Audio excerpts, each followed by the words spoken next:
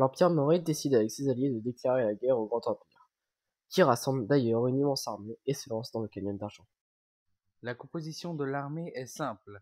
Les troupes du Grand Empire sont à l'avant-garde, l'arrière-garde est composée du Royaume du Maudit, l'Aurak l'auxiliaire droit, Aldoria auxiliaire gauche, force principale au centre, l'Empire mercenaire.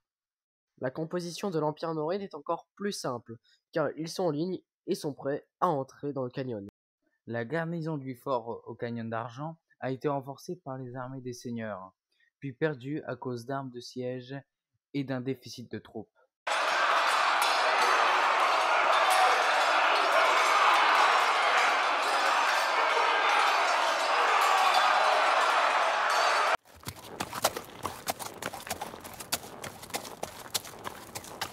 L'armée de l'Empire maurite étant en fuite, va en profiter pour se renforcer à la capitale de Aurora et remonter une armée.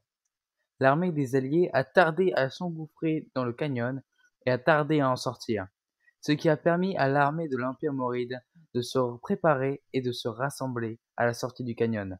La bataille fut une large défaite pour les Alliés.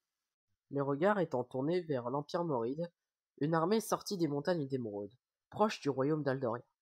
Cela va changer le regard qui était vers l'Empire maurite vers Aldoria, par l'assiègement de sa capitale, Toro.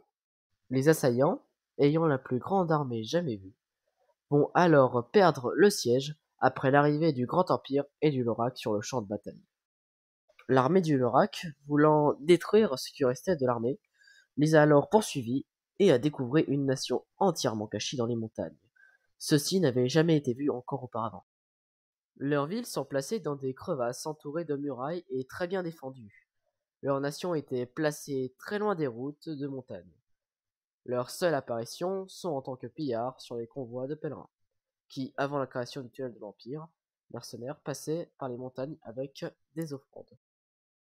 Revenons il y a très longtemps, avec la création d'une des légendes les plus vieilles d'Aquarion, qui dit que, au-delà des rivières d'Or et Agathe, se trouverait un nouveau monde, beaucoup plus grand que celui que l'on connaît déjà. Un explorateur avait tenté d'y aller. Apparemment, il serait arrivé, mais n'est pas revenu. Depuis, de nombreuses personnes l'ont essayé, mais aucune d'entre elles n'ont pu témoigner. Mais une personne changea le cours de cette légende.